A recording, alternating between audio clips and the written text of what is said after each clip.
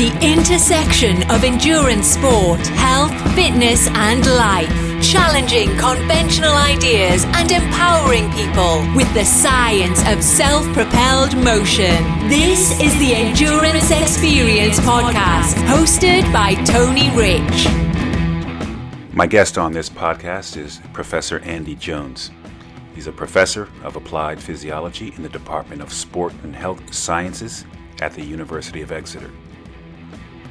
Dr. Jones is internationally recognized for his research in the control of and limitations to skeletal muscle oxidative metabolism, causes of exercise intolerance in health and disease, respiratory physiology, particularly the kinetics of pulmonary gas exchange and ventilation during and following exercise, and sports performance physiology and nutrition, particularly in relation to endurance athletics. Professor Jones has authored more than 350 original research and review articles and is co-editor of 3 books. He's a fellow of the American College of Sports Medicine, the British Association of Sport and Exercise Sciences, the European College of Sports Science, and the Physiological Society. Professor Jones is Editor-in-Chief of Medicine and Science in Sports and Exercise and serves on the Editorial Board of 6 other international journals in sports medicine and exercise science. He's acted as a consultant to a number of governing bodies of sport and companies including UK Athletics, the English Institute of Sport, Gatorade Sports Science Institute, and Nike. He's been an advisor to both the Breaking 2 and INEOS project, and as you know, those are the projects to shepherd the sub-2-hour marathon with Eliud Kipchoge. He's also been an advisor to Paula Radcliffe, the former women's marathon world record holder. He's been one of the sports physiologists that I've followed over the years, and I've enjoyed his research. So this was a good opportunity to have him on because I wanted to have a conversation about the marathon performance that we've seen recently. Everyone's familiar with what Eliud Kipchoge has done with the Breaking 2 and INEOS projects and breaking the 2-hour marathon in exhibition. And recently, we've seen new players come out of nowhere in the women's field. Tigist Assefa, she recently broke the women's world record 2:11:53 in Berlin. That's incredible. That rivals many of the American men and the UK men's times for the marathon. And that's an incredible feat. And then out of nowhere, we had Kelvin Kiptum, a 23-year-old prodigy in the marathon world, it seems like. He's already raced 3 of the 6 fastest times in history. Did a negative split in the London Marathon. Fastest debut ever in the Valencia Marathon. And then recently broke Kipchoge's world record at the Chicago Marathon, 2 hours and 35 seconds. Nearly broke 2 hours in an open event. So that was just last month. And so my thought was to get Professor Jones' perspective on what is driving all of the recent performance.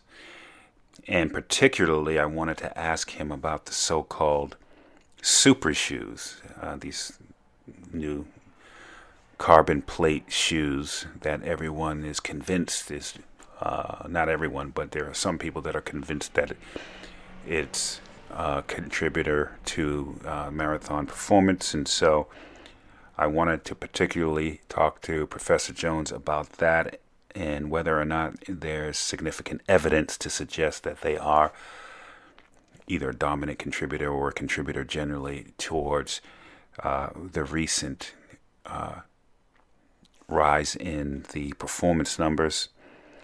These are shoes that have carbon plates in them, and I think the rule now from World Athletics is that they had to create a rule to cap the size of the what they call the stack height, which I think for road events is 40 millimeters, because the stack heights were starting to get out of hand. So they had to put in a rule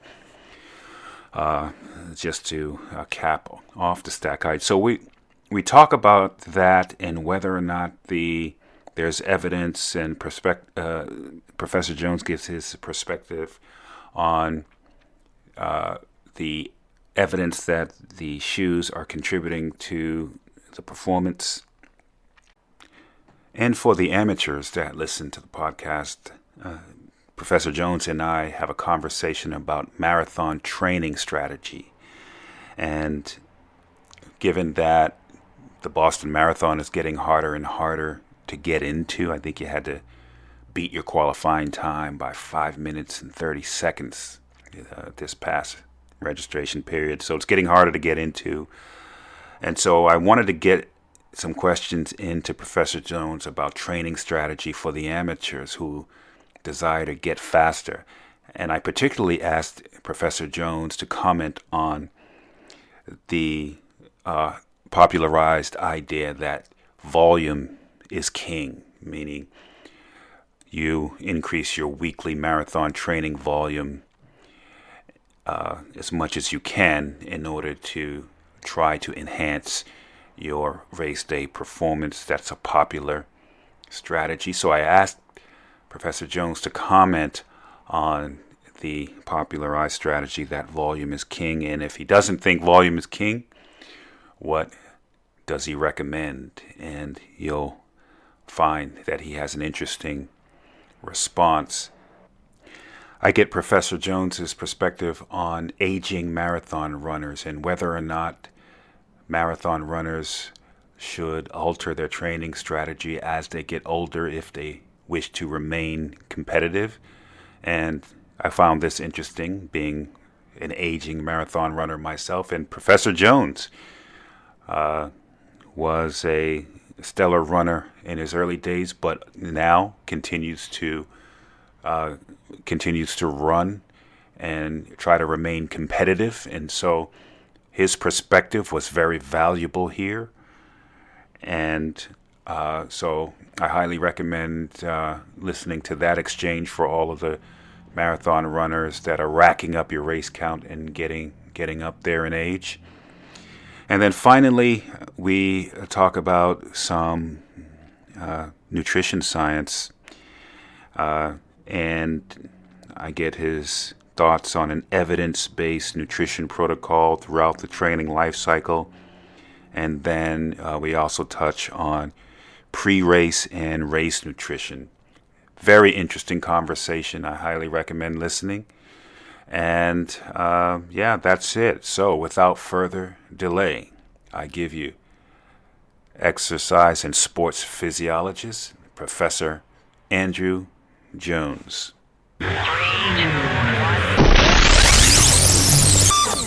All right, I am on with Dr. Andy Jones. Thanks for coming on to the podcast. No worries, Tony. Nice to meet you. All right, so this is a great time to have this discussion, as we've seen a lot of activity in the marathon world. World records broken, Boston Marathon qualifying, and distance running in itself has been a hot topic through the summer and obviously through fall marathon season. And so I wanted to talk to you about a number of different things about the so-called super shoes. And there's been a lot of talk about that, whether or not that the shoes are driving a lot of the performance that we've seen in the pro marathon field. I want to talk about the Boston Marathon. And I think the Boston Marathon qualifying hurdle was the highest ever. I think it's something like 5.5 minutes that you had to beat the qualifying time by. And so I want to get your thoughts on how hard it is to become a Boston Marathon qualifier and what you would recommend, and also for distance runners that are getting older, older runners, how do they, if they want to be competitive or continue to be competitive, what are some tips for the older runners? And then, of course, I want to get some nutrition, whether it be general nutrition and race nutrition in there as well. But before we dive into those, how about you just high level, just give our listeners who you are and your background and, how you got into sports and sports physiology as your life's work. Yeah, sure. So my day job is as a Professor of Applied Physiology at the University of Exeter, and I spend quite a lot of my time conducting research into the limitations to human performance, the determinants of human endurance performance, with a particular focus on running. Now, some of our studies are done in cycling, for example, just often because it's a bit more convenient, but really it's running that I'm particularly interested in, and that stems from the fact that I consider myself a runner. I used to be a pretty good runner as a teenager and into my early 20s, and once you've got that identity, you never really lose it, I think. So, right. My running has been a bit on and off over the years. It's sort of on and sort of off at the moment, in that I'm training these days for marathons. I've got an ambition that I want to break 3 hours. And the only reason I'm running marathons is because I would obviously never ran them when I was a teenager. So there's the opportunity to actually set a personal best time. Yeah. I have been carrying a few little injuries lately, but anyway, so it all starts with a fascination about how do I make myself faster? What is it that's holding me back? How can I get faster? What do I need to do in training? What do I need to develop? What nutrition can I take, et cetera, et cetera. And, over the course of, I went off and studied sports science, and then it became exercise physiology. And over the course of the last 30 to 35 years, I suppose, as well as conducting that research, I've had the brilliant opportunity, and I'm kind of well known in the running world for working with some of the best athletes of all time. So I worked with Paula Radcliffe, obviously, who was for a long time the world record holder for women. And then I was involved in Nike's Breaking 2 project and advised Ineos as well on their 159 challenge. So, worked a bit with Eliud Kipchoge and some of those greats as well. So it's been brilliant to kind of have that sort of parallel track where I'm doing the research, I'm trying to apply the research to the runners. So there's always that impact, that translation, but the work that I do with the runners and my own continued attempts to run or to run faster informs my research. So it's a very symbiotic thing, and I get the chance to, lecture on this to students, talk at conferences, come on nice podcasts, etc. So it's a nice happy world that I inhabit. Yeah, nice. Yeah, wow. So Paula Radcliffe, Kipchoge. So you've advised some stellar runners, some historic runners in the Ineos project as well. There's a lot there that is applicable to this conversation that I wanted to have with you, and myself also getting up there in age. The PRs are in a rearview window, and I'm much interested in that. As you get older, if you want to remain competitive, what do you need to do? So definitely that is going to be something that I want to get your thoughts on. So let's start though with the performance that we've seen out of the pro marathon field recently. So Kelvin Kiptum, the new world record holder, seemed to just come out of nowhere. This time last year, I did not know that name. He just seemed to come out of nowhere. He had the fastest debut ever in Valencia, 2:01:53. And, recently set the world record at the Chicago Marathon. Unbelievable times. I mean, the second, I think he ran a negative split, and then that's the second half faster than the first half, and the second half was probably would rival the open half marathon time for most regions. So, and then we had the women's world record broken, 2:11:53 in Berlin, right? So you mentioned Paula Radcliffe. She held a record for a long time back in the 2000s, and now 2:11:53 from Tigist Asafa. And so with all of this performance, what do you know about the performance effect of these so-called super shoes? And do you think it's driving performance, or do you think it's something else? I certainly think it's a contributory factor. I mean, first of all, just to marvel at those couple of records that you alluded to, just amazing.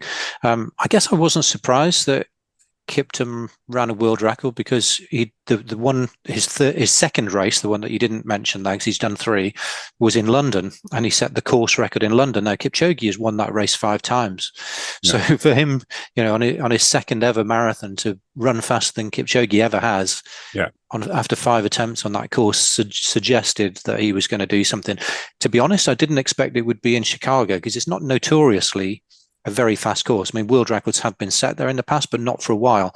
And I don't know if that's because the fields have been going to London and to New York and to Berlin, or what it is. But apparently it is actually quite a fast course if you get good conditions. It's flat, and they did have good conditions. So I think everybody would wanting to go to Chicago now. So it's so astonishing, and I don't think it's going to be long, if he keeps himself fit and healthy, doesn't get injured, that he'll actually break 2 hours in one of these major marathons, which of course was the pursuit when all of this stuff kicked off. I think arguably even more remarkable is the 2:11, because Paula's 2:15:25 when that was run, that was just stellar. That blew everything out of the water. So to go almost 4 minutes, or about 4 minutes faster than that is just stunning, isn't it? Yeah. I think there's no question that the shoes have made a difference. Obviously, as I mentioned, I was involved in the Breaking 2 project, and that was an opportunity for Nike to launch what was then the Vaporfly. And there have been numerous iterations of that shoe since then, the 1%, the Alpha Fly, and of course other manufacturers are on board making their own equivalent or alternative versions. I think when you do the modeling of that, I mean, the original study suggested that the Vaporfly, and I think subsequently the Alpha Fly, we've done some work with these shoes as well, improves running economy. So this is the oxygen cost of running at a given speed. If you get people to run on a treadmill for 5 to 10 minutes, you measure their oxygen cost for that speed. There's a particular level that it typically is at, and you find that if you switch them to one of these new super shoes, that it can be 4 or 5% lower. Now, when you model that, you're not going to get a 4 or 5% faster overall marathon time, but you are going to get a 1% faster marathon time, or a 2%. But when you look at it in the elites, I think you're probably going to get somewhere between 30 seconds and maybe 90 seconds. So one of the interesting things about the shoes that we know now is that not everybody responds the same way. Right. Non-responders, high responders. You get non-responders. You get some negative response, and also different people respond differently to different shoes, and nobody can quite understand why this is. And of course, there's a carbon plate, and there's this super resilient foam, and lots of cushioning, still very lightweight. And different combinations of that seem to suit different people with different fitness and different weights and different running styles somewhat differently. So it could well be that some people are super responders to the super shoes, and they're getting a very big improvement in their performance as a result. The other bit of this puzzle, though, I think, is that, as I mentioned, when you measure running economy on a treadmill in the lab, you typically do it in a sort of 5 to 10 minute running bout, and you do it at a variety of different speeds. But of course, 5 or 10 minutes is only a small fraction of the time that you'll you'll take to run a marathon. And what's actually probably even more relevant is how does it affect your running economy in the last few miles, not just in the first few miles. And it could be that those shoes are really making people, it's preventing damage. It's preventing them losing their efficiency. They become more fatigue resistant, and so they can maintain their speed for longer. So the effect could be even greater in the latter stages.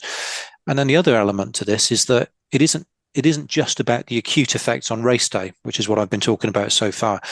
The top runners are training in these shoes every day as well, because they get in supplied by the sponsor. They don't have to shell out $300 a pair each time.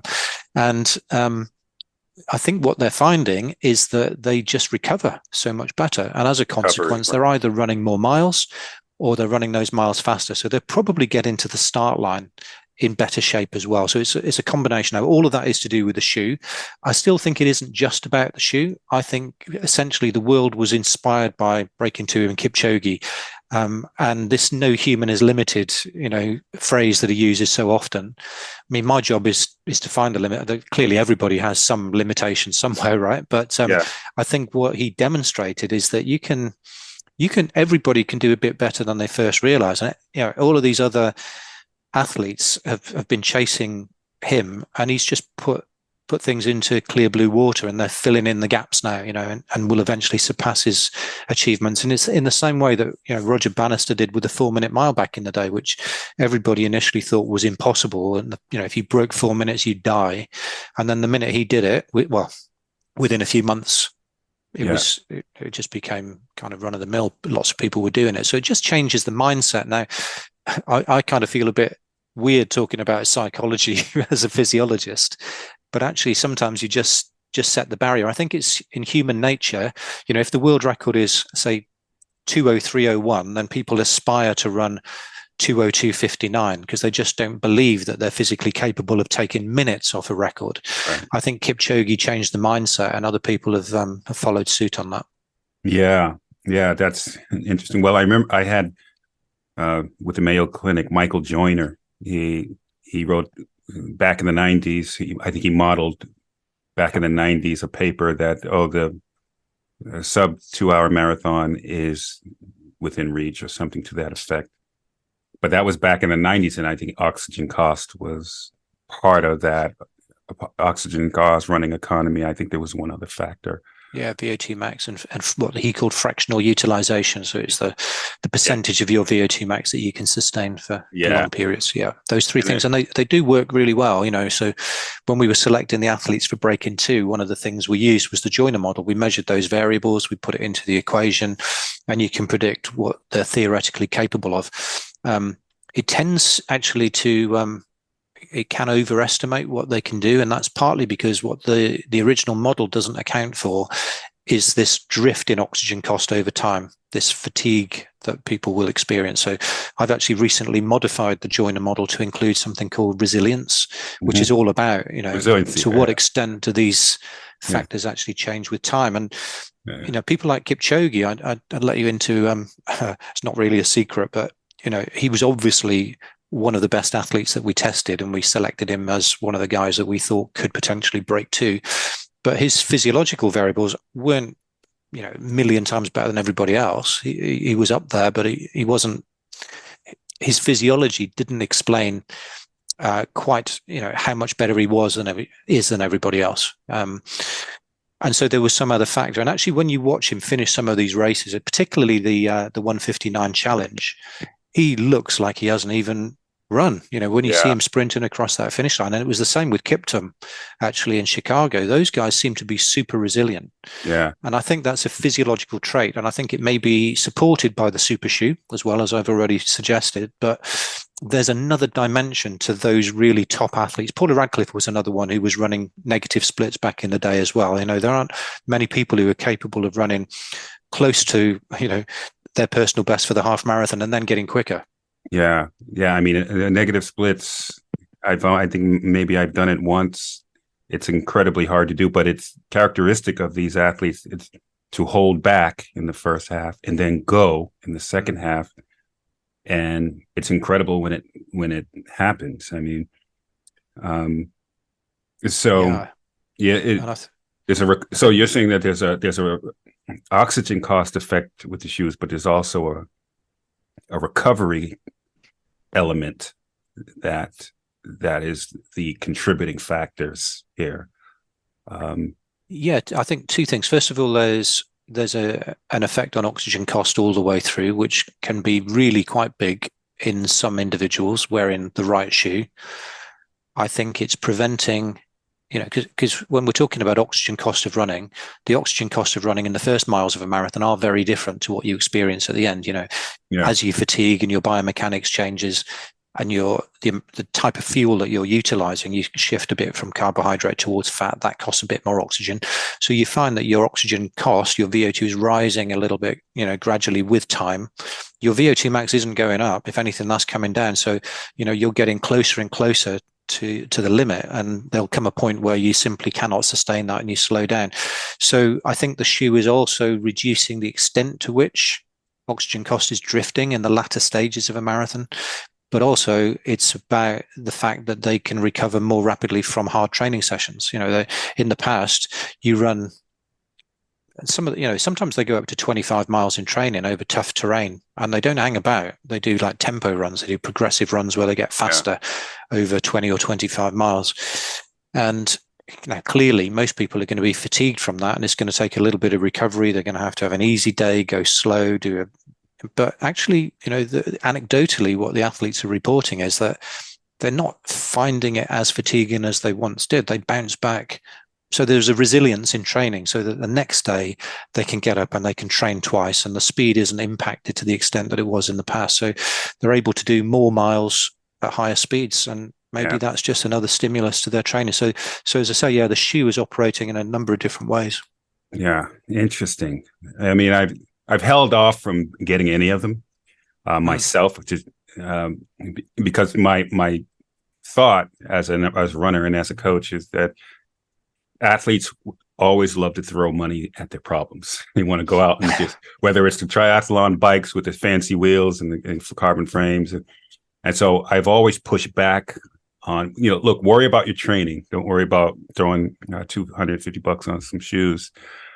So I'm not, but the other reason I have pushed back on them is just because there's this sort of idea that all the new performance is a dominant factor.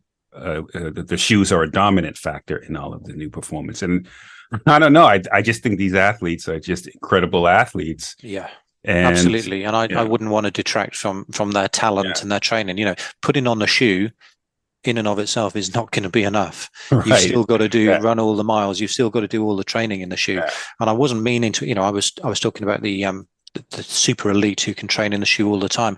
Yeah, I'm not implying that the likes of, I don't know how good you are, but most of us shouldn't train in the shoe all of the time. We probably couldn't afford to anyway. But maybe if you want that extra fraction of a percent, whatever it might be, maybe you practice a little bit and you lace them up on race day. But I'm not suggesting that you train in them all of the time. I think there can be some advantages. I mean, rotating shoes is a good idea anyway, but actually not making things easy for yourself in training is part of the process. Yeah.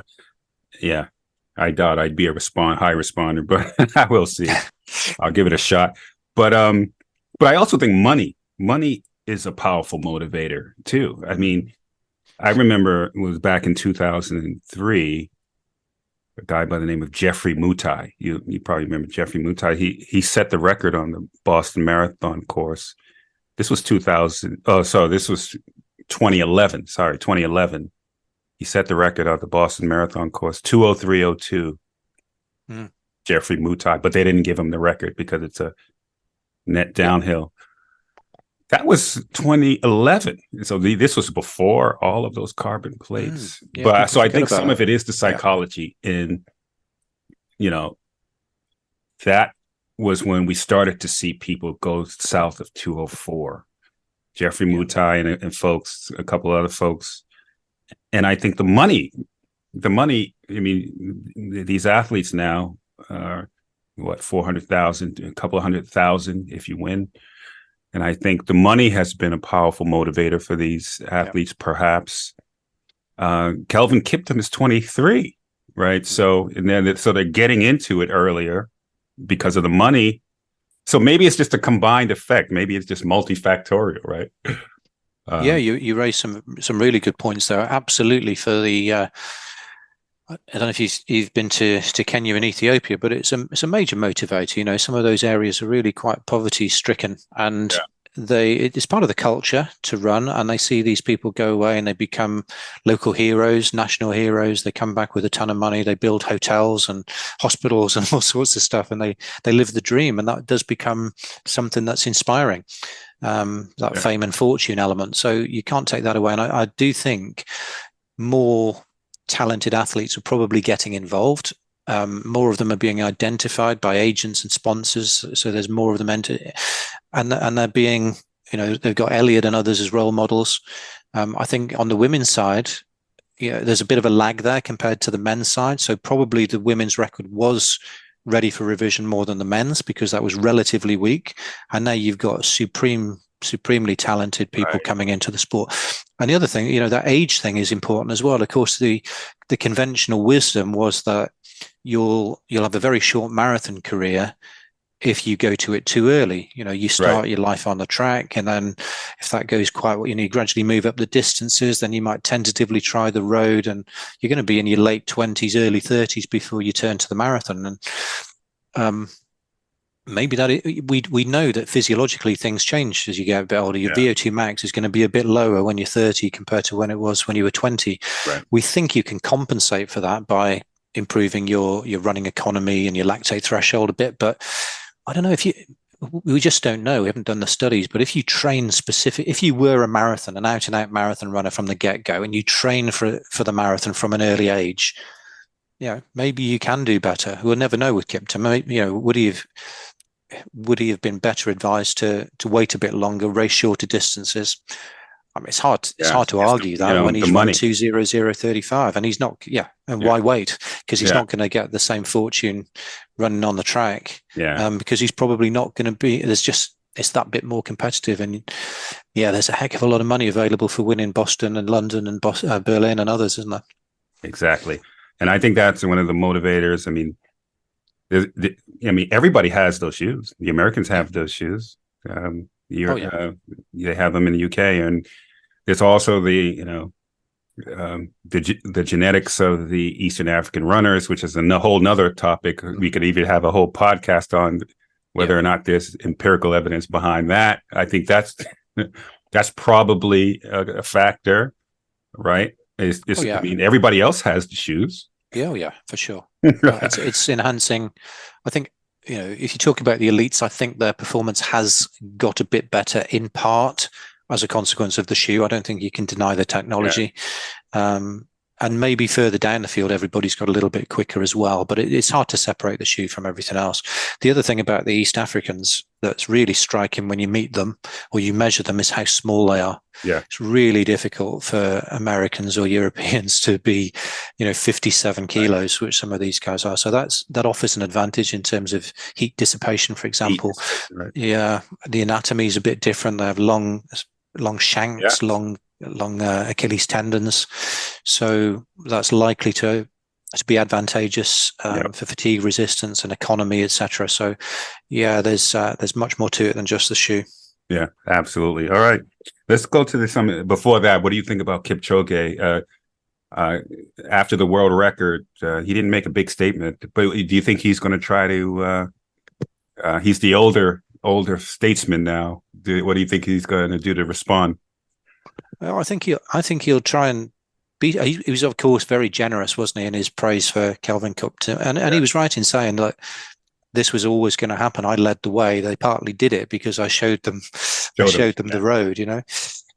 So he's been generous. He's certainly not jealous, I think, in any way, at least not. But I know that in his race before that, he ran in Berlin, didn't he? And he was hoping to run a world record there. He was hoping to go faster than he ever had. So maybe that, he felt the threat, the challenge from Kiptum, and realized that if he was going to retain his record, he needed to go quicker. And he started off clearly with that goal in mind, and actually for him wasn't as resilient as he normally is, and slowed a little bit in that last bit. So I think he obviously still feels he's capable of going faster, and he presumably has training data that supports that perspective. Mm-hmm. I know one of the key things for him is going to be the Olympics, trying to win a unprecedented third consecutive gold medal. Whether Kiptum shows up for that as well, that would be a hell of a race. You probably wouldn't, the course isn't going to be anything like appropriate for running really fast times, but in terms of a head-to-head, you couldn't ask for anything more enticing, I think. Whether Elliot has a chance to try for world record prior to the Olympics, I'm not sure. He probably will be inclined to run again in the spring, but arguably the courses in the spring aren't quite as fast as they are in the fall, as you'd put it, or in the autumn, as I'd call it. Yeah. So it's well, between both of them, I don't think I suspect that Elliot was hoping to bow out, to actually, he's got to retire eventually. He loves running, I know that, and he was trying to set himself new challenges by winning by winning the Big Six, I think. And of course, he didn't manage to do it in Boston when he ran that recently. So I think going back to the drawing board, it was a case of try and win this third consecutive Olympic gold and maybe draw a line under it there. But now that the world record's gone, I do wonder whether he's going to be tempted to have one final tilt at getting it back, maybe in Berlin and this time next year. Sometimes that's all you need as a competitor. When someone takes something that it was long yours, that's all you need as motivation, and he'll go train harder. And maybe between the both of them, we might see it, like you said, the first sub-2 in an open event. But Ineos, he still has Ineos, which was I think was a great. Absolutely. Yeah. He's still the fastest marathon runner ever at this moment in time, irrespective of you take some of those other factors out of the equation. Yeah, absolutely. All right, so let's move to the second topic I wanted to bring up with you. It was the Boston Marathon qualifying for amateurs, and so the Boston Marathon is perennially people try to qualify, and it's getting increasingly harder and harder to qualify. I mean, if you're a male in your 20s or 30s, you basically have to train for sub 3 hours. And so my thought is, I think this time you have to beat it by, depending upon how many qualifiers there are, there's a sort of curve, almost like a curve on a test. And I think this year it was 5. You had to beat your qualifying time by 5 hours and 30 seconds, 5 minutes and 30 seconds, or something like that. And it's just getting harder and harder. And I think a lot of it has because they've added more categories, more people. So there was a big conversation about the categories that they've added. They're just trying to be more inclusive. I think there's a couple more categories, non-binary category, as well as some impaired athlete categories. So it's getting harder and harder to get in. So as a professional exercise physiologist and knowledgeable in marathoning and training, what do amateurs have to do to increase their chances of training to not only qualify but to get in?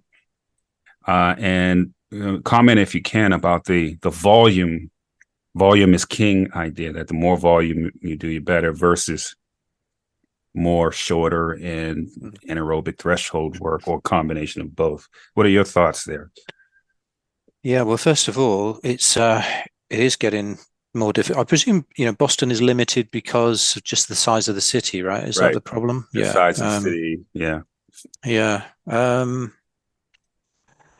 Well, you could always aim for a different marathon. Yeah, there's plenty of them around, but I know it's iconic. I think if the threshold's high, you're just going to have to train harder to try and meet it. So then the question comes, how do you do that? Well, I'm not really a volume is king kind of a guy. It works for some people. I certainly think there's a minimum volume that you need for any given distance that you're trying to race, and for any given performance that you're trying to achieve. And it will be a bit higher. So if you're a marathon runner, you'll probably run more miles, and on average a bit more slowly than if you're a 5K runner. Also, if you're trying to break 2:30, you're going to be running more miles than if you're trying to break 3 hours or 3:30, or et cetera, et cetera. That said, my own philosophy is do the minimum miles that are necessary for you to cover that distance in the kind of time that you're after, but actually, focus more on the quality. I'm definitely more of a quality is king person. Quality. So don't compromise or sacrifice your quality just to do a big mileage. The bigger the mileage you do, necessarily the slower those miles will be. Right. And you can start to get too far away from race pace, and then things become non-specific. So, if you can run, if you can run close to a 3-hour marathon, that means that you're running at about 7-minute mile pace. And actually, 7-minute mile pace should feel pretty comfortable for you, because by definition, you can run at that speed for 3 hours. So I really don't buy the idea that you shouldn't run close to 7-minute mile pace for a lot of the training time of your. If you do say 50 or 60 miles a week, there's no reason why a lot of those miles couldn't be 7-minute mile pace or faster. You don't need to be running at 9-10-minute mile pace, in my opinion. It just becomes wasted mileage, what we used to call junk mileage. But there's been this notion recently that you need to do a heck of a lot of long, really slow stuff, which is almost too far away from your race pace. Do a few intervals and neglect the bit in the middle. And I just don't buy that argument at all. The way that I used to train, the group of people that I used to train with, which included Steve Jones, who ran 2:08:05 in Chicago in 1985, world record. We didn't train that way. We trained a much more thresholdy way, much sort of pyramidal, if you like. Sure, you do your easy runs, you do your steady runs, but your steady runs have a bit of purpose to them as well. You don't deliberately hold yourself back on steady runs. You run at a pace that's comfortable and is steady, but it doesn't mean it's slow. Right. And then you do tempo runs where you're actually challenging yourself a bit, but in a continuous way. And then you do your reps and you do your intervals. And that's the way Paula Radcliffe trained as well. And I do see silly things written about the way Elliot trains, suggesting that he's running a 9-minute mile pace all the time, which he really isn't. The first mile, or when you see him disappear after a couple of 100 meters, he's still limbering up and it looks fairly slow. By the end of those sessions, he's going to be motoring. Doesn't mean to say he trains hard all of the time or every day, but he does a good volume of good, high quality training, which includes tempo runs, progressive runs, like these long runs that he does are not jogging.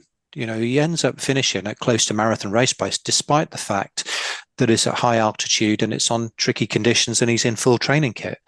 And then he'll do, 15 times a kilometer on the track, or they might do 30 times a minute, hard on and off fartlek. Mm-hmm. So there's a whole bunch. So I think quality is the important thing. And I think if you give Kipchoge, he does about 120 to 140 miles per week. And that's, for me, as much as anybody would ever need to do. I think you could actually run a top quality marathon off 80 to 100 miles per week. I mean, Steve Jones did that when he ran his 2:08:05. Mm-hmm. He was running about 80 to 90 miles a week, but with high quality. He just really didn't do too much easy running. Paula Radcliffe didn't either. And if you gave Kipchoge 200 miles per week, I swear he'd get slower, not faster. Yeah. That'd be and actually Steve Jones tried that. So when he made his marathon breakthrough and he ran 2:08:05 and then he ran 2:07:13 and just missed Carlos Lopez's world record by a couple of seconds. Everyone was saying to him, compared to Carlos Lopez and Robert Di Castella and all of those guys from that era, he was running lowish mileage. And they were like, well, imagine if you were running 100 miles a week, 120, 140 miles per week, just how much faster you could get. Well, he tried that and he got progressively slower. His fastest races were his first three, where he ran 2.7s and 2.8s, and he was training at relatively low mileages for athletes of that caliber pretty quick. Yeah. Most of his training runs were done at 5-minute mile pace, which is not far, which is very close to what he was running the marathons in. Yeah, that's interesting. That I've heard people. I've fallen in between. I've heard people just swear by the volume is king, but the average Joe, the average marathon amateur trying to qualify for the Boston Marathon, anything close to 100 miles is just out of scope. Oh, yeah. They would completely fold. I think oftentimes the amateurs will hit somewhere between 40 and 60 on average. So your message is quality is king versus volume is king, and aerobic threshold running at marathon pace and above gold marathon pace is what you would suggest. Sounds like. Yeah, I think, when you're out for a training run, and you're going to be below marathon race pace, that's fine, but you don't have to be too far behind marathon race pace as long as you feel comfortable. I think you absolutely have to train some of the time at current and projected future marathon race pace, because you want to develop specific physiological, biomechanical, and psychological characteristics that help you run at that speed. And then to make running at marathon race pace more comfortable, you need to do sessions that are faster than marathon race pace on occasion as well. So, it's not to say that volume isn't important. If you're only doing 20 miles a week, you're going to get fitter and better if you do 30, or if you do 40, or if you do 50 possibly. But beyond that, you start to get some diminishing returns, I believe, and you start to do training that starts to lose specificity even for the marathon. So, I think 40 to 60 miles per week at the amateur level is more than adequate. And there's lots of other variables you can play with within that will enable you to keep improving. Yeah. And, I think, trying to hit that golden sub 3 mark that a lot of people are going to need, especially people in their 30s or 20s and 30s. I think what people are trying to do is minimize that regression rate. Right. So in the last, 5 miles, that my legs are completely feeling like bricks and cinder blocks. You just can't move them, turn them over anymore. And so that's, I think, is the fear with the volume. If you're doing quality is king, how do you mitigate that regression rate? Yeah, well, I think within a, say, 50-mile training week, you can still get some long runs in there. Yeah. So, but what you don't do is just trudge constantly. But yeah, the other variable, it's very hard to be generic about this. Some people will benefit more from higher mileage and less quality, and some people will. So I'm trying to kind of give you my overall philosophy, but there are outliers in this, and some people do prefer and seem to swear by volume is king, and that's absolutely fine if that works for them. And I think every individual has to explore that a little bit. I had a coach back in the day who tried all this, before we knew more about the science, and there's still gaps in the science now, but he tried everything from 350 miles a week, where he was running 10 miles 5 times a day, to 30 miles a week, where he ran every mile as fast as he possibly could. Yeah. And actually, his conclusion in the end, and he was an elite marathoner, he was a 2:14 marathon runner. For him, in the end, he found 100 miles per week was about optimal. But, to prove that point to himself, he went to these two extremes. So you've got to I'm not saying do that, but you've got to experiment to find what works for you. There's not one size fits all, I think, as far as training goes. And what I'm not advocating when I say that quality is king, I'm not saying train hard every day, train fast every day. You're still going to have some easy days. You're going to have a hard day, easy day approach. It's just that, when you go out for a run, you don't necessarily always have to keep holding yourself back. But the other important element with training, whether you're younger or older, is consistency. Yeah. And just making sure it almost doesn't matter what you do within each session, or how much volume you do, or what your intensity is. The really important thing is that you train consistently, that you train most days, most weeks, most months, and you have to be really patient and understand that training for endurance events takes a long time. It's not just endurance within the race itself, it's endurance in a lifestyle, really. You have to be really patient. You have to endure. You have to, and actually what you don't want to do is a boom and bust type thing where you train really hard, either with volume or quality, get injured, miss a few weeks, come back, try and get yourself fit quickly again. And you just have this sort of zigzag pattern. Yeah. And what Kipchoge in particular, and Paula and others were very good at was knowing when to stop, having real intelligence and bravery to say, I'm just too tired today, or I feel a niggle. irrespective of what the program says, I'm not going to run for a day or two. They'll do that, and they've got that mental strength to be able to do it. But you also need that mental strength. I've talked about physiological resilience. You also need psychological resilience to just do this stuff, be really dedicated to it, for years on end. Sometimes, if you really want to hit that goal. Yeah, that's interesting. Yeah, I think I'm with you 100%. I've never really done the super volume. I mean, I've never hit a 100-mile week, for instance, or anything like that. I've always sort of been, and I enjoy the quality, testing yourself. And I felt if I want to do something in the race, I actually have to do it in training. Yeah. Right. Versus not doing it and then hope that on race day, you're going to do some super performance. But you mentioned that you segue into the age as I've gotten older. We may be close in age, but we might as well compare notes. What are you? Well, I've happily looked at my PRs in the rearview mirror, and I've done the best I could ever do is somewhere between 315, and my body type, I'm built more like a NFL cornerback. So my power to weight ratio was just where it was. But as I've gotten older, I've gotten more and more comfortable with just going out and running without any goal at all, just running it for fun, just sort of doing it as a recreational event. But I'm starting to think now, maybe I should, try to push more and see if I really wanted to go back and be competitive again.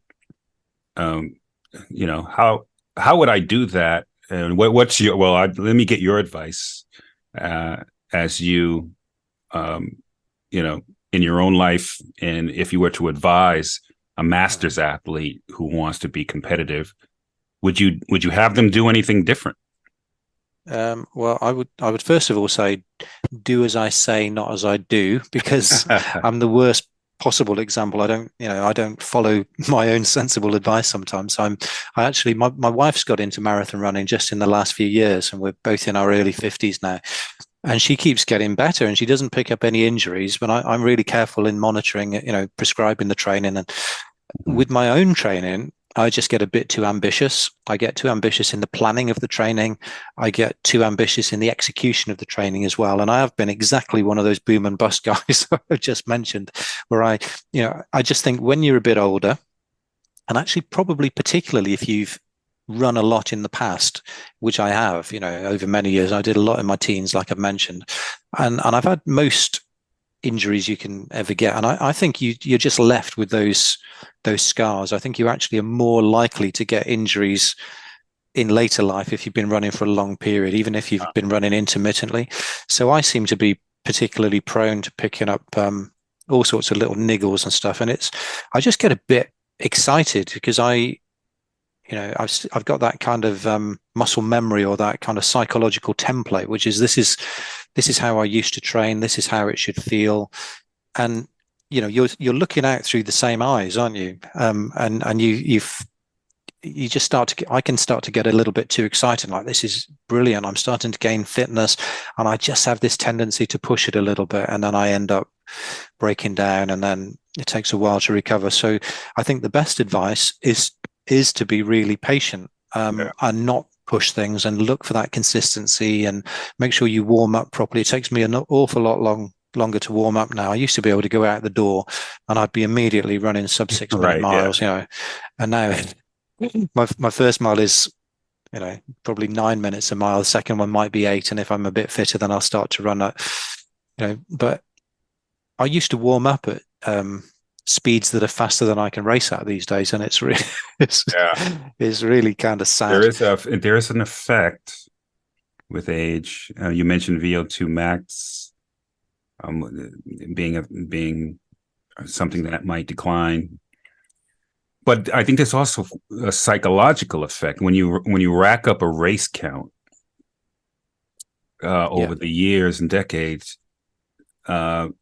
The desire to go out and train at that level to just get another PR, that diminishes, right? So like I enjoy now not doing the hard training and just going out and just running it without any time goal and things like that. And so that happens over time with, I think. See, I've not quite got there. So I used to run much shorter distances. Yeah. 1500 meters. I did run half marathons actually as a 17-year-old, but it was generally shorter, 1500, 3K, 5K, 10K. And the thing about marathons is obviously you've got to train for marathons. So for me, it was an incentive to stay fit into my, middle years. And if you enter marathons, you've got to train for them. So that was the incentive to train daily. But then, I had a disaster on my first one. I ran, it was at the Sea of Galilee Marathon, and the weather conditions were terrible, and I wasn't very well. And I hit the wall. There wasn't much fuel available on the course. I did 3:34, which I was a bit disappointed with. I thought I'd do more like 3:15. But then I ran in Moscow a couple of years later, and a few years ago from where we're at now, and again, the conditions weren't good. It was hilly. It was really cold. It was almost hailstoning, just horrible. And I ran 3:01. And not long after that, I ran I was 49 and I ran a 58:42 for 10 miles, which was actually pretty good. And I thought, actually, there's no reason why I can't break 3. Now, I haven't had then COVID came along and there were no races. And then I've had a few injuries ever since, but I've not given up the ghost of trying to break 3 hours, which in my, mid 50s, which is quite some feat, actually. That's not to be sneezed at kind of thing. So I'm still quite competitive. The only thing I would say is, coming from that sort of track and shorter distance background, my, sort of natural tendency, like you, I think, and because I'm relatively big built, I think I've got the physiology of a distance runner, but the anatomy or physique of a middle distance person, if that, a boxer or something.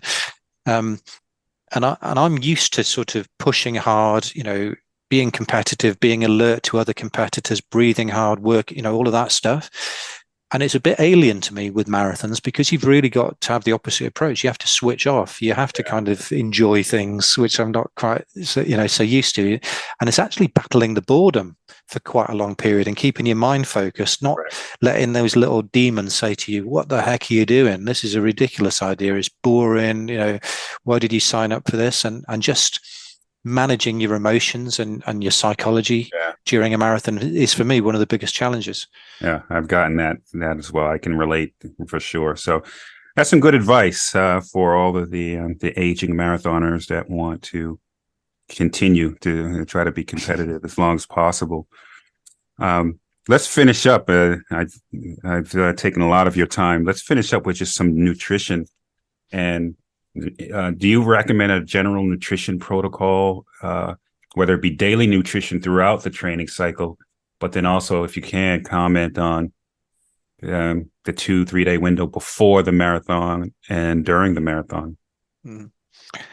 I don't, again, in the same way that there's no magic formula and there's no one size fits all. For me, it's just, good general healthy diet. It's fresh fruit and vegetables. It's trying to keep the carbohydrates relatively high, good protein sources, good fats, good general mixed diet, making sure, looking at what your energy expenditure is and relative to your energy intake and looking at your body mass and looking at all that stuff. Hydration is obviously important. Making sure you're replenishing your sweat losses. There's a lot of talk and controversy over high fat versus high carbohydrate.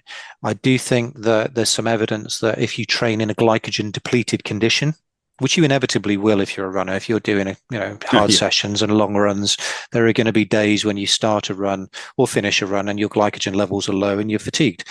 And there's some evidence that actually is a good stimulus to adaptations in the muscle mitochondria. So fine. But also you want to go into some sessions with high glycogen levels so that you're not feeling terrible from the get-go and you can put in a really good effort and have high quality.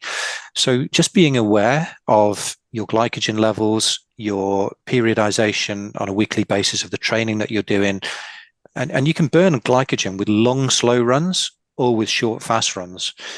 And just being aware of how you replenish that by consuming sufficient carbohydrate is important. You don't have to replenish everything after every session. As I say, sometimes doing an easy run of a morning in a fasted condition, having done a session the night before, probably is going to provoke some benefits. But equally, if you're going into a tough interval training session, then making sure that you go into it relatively fresh and pretty well hydrated and with good nutrition I think is sensible.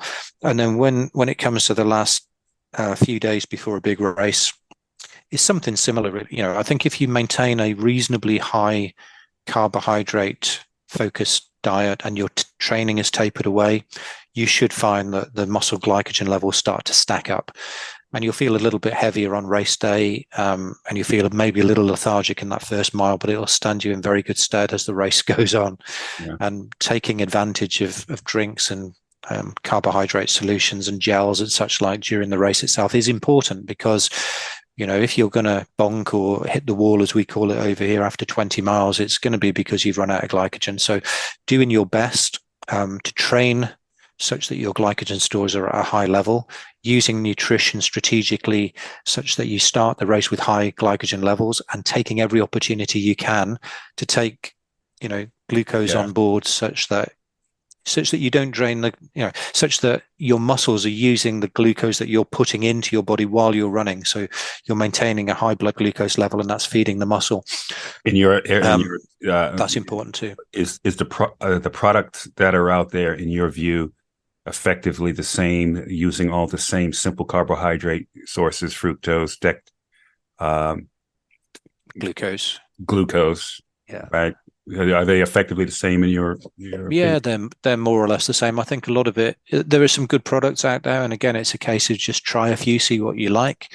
A lot of the elites use Morton, which is a slightly sort of more liquidy gel, and doesn't have much of a flavor to it.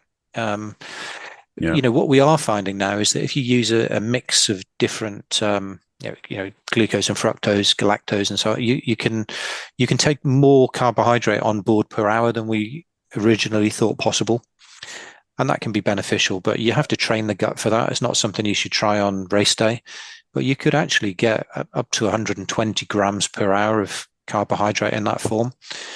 And if you can delay or prevent, muscle glycogen levels going critically low, then you will prevent that drift in oxygen uptake, that decline in muscle glycogen, and that feeling of, terrible fatigue that you can get over those last couple of miles, and such that your pace hopefully won't fall off a cliff like it sometimes can. Higher end of what the average person can absorb, and they have to find what that is in training the gut and things like that. Yeah, absolutely. Yeah. Okay. Wow, time just flies by.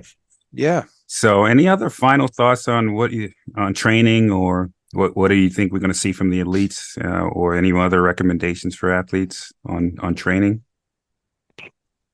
No, I think we covered most of it, doesn't it? I mean, I think it's quite interesting that, I've got a PhD student at the moment working on, we make these assumptions, and I think they're reasonable assumptions. They're quite logical, that if you do a certain training session, that it provokes a certain physiological adaptation.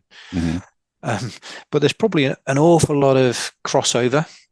So what he's trying to do is have a group of people do just low intensity training, no intervals at all, just kind of do long, slow stuff as much as they feel comfortable and capable of. And he's going to have another group doing lots of high intensity training and no long stuff. And we're going to, take muscle biopsies. We're going to measure cardiovascular function, muscle metabolism, performance over a variety of different distances. And it's going to be interesting to see whether specific training elicits specific adaptations and impacts performance in different ways or not.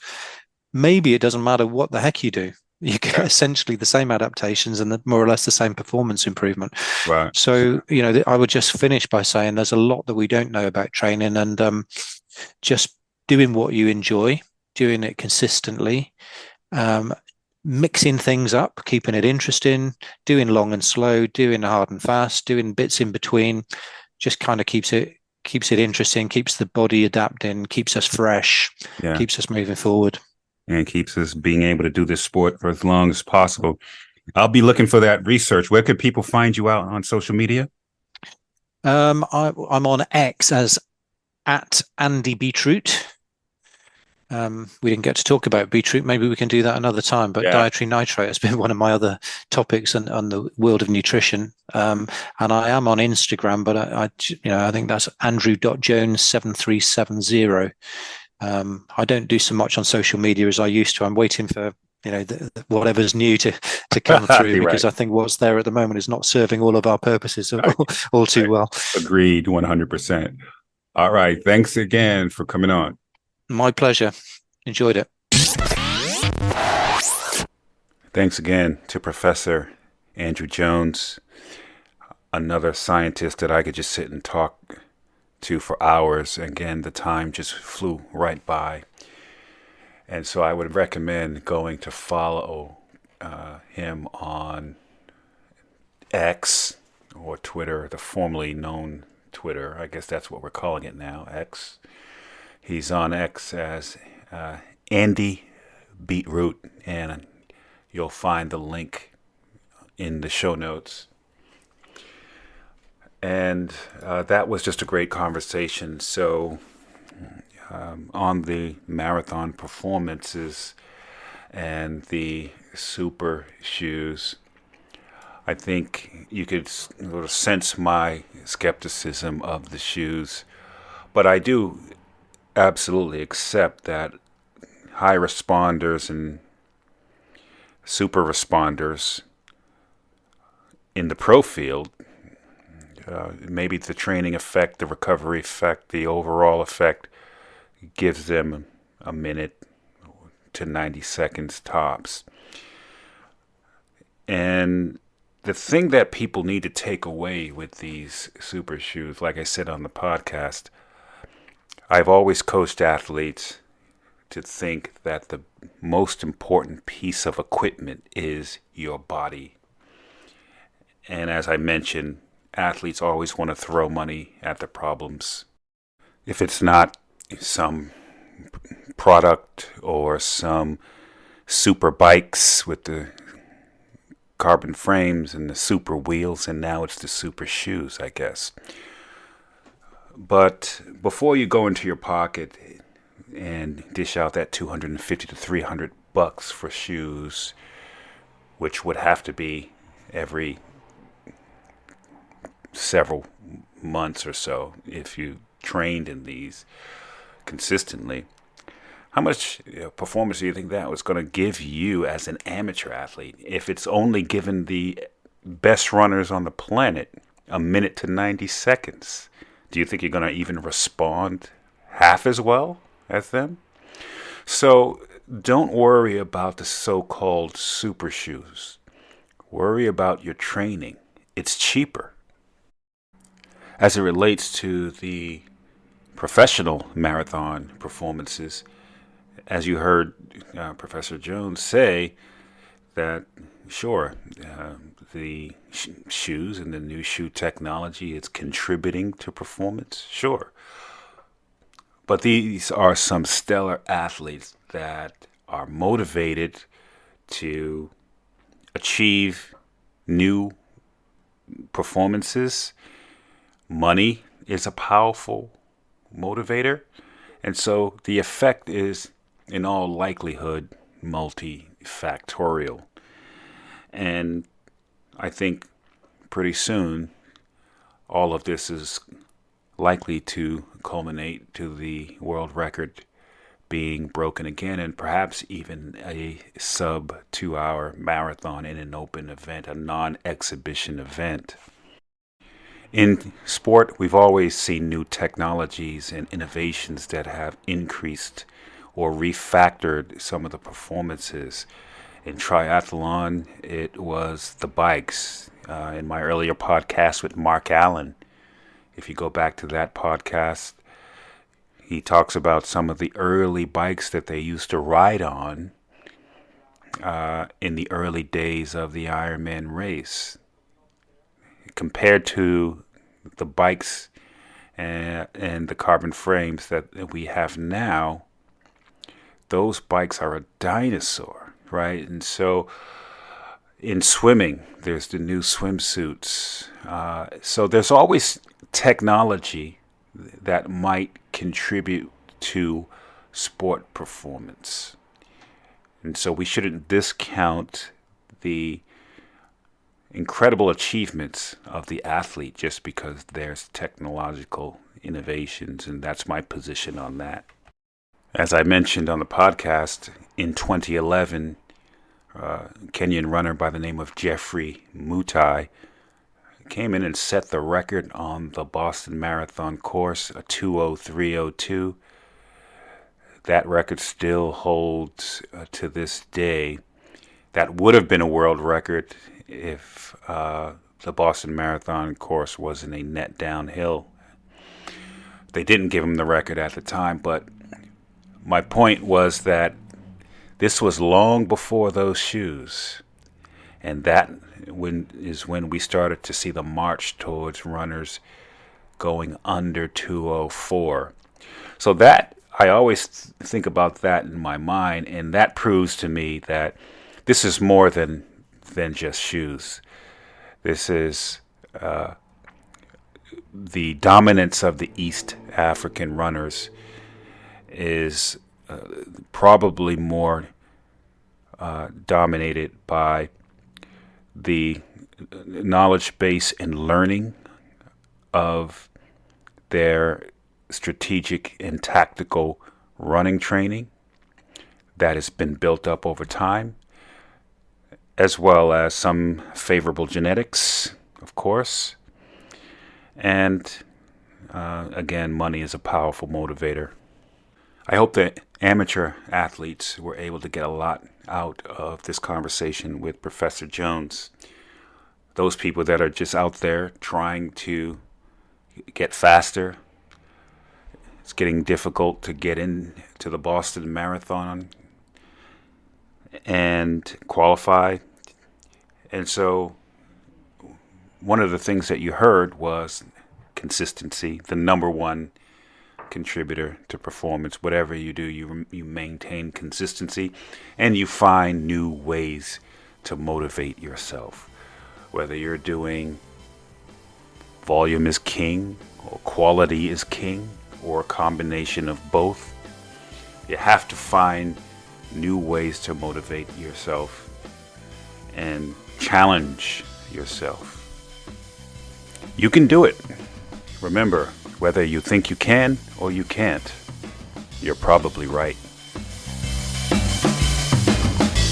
Follow Event Horizon Endurance Sport on Facebook, Instagram and Twitter for training programs and services. To become a member of our Endurance Institute or for a complete archive of podcasts, log on to our website, eventhorizon.tv.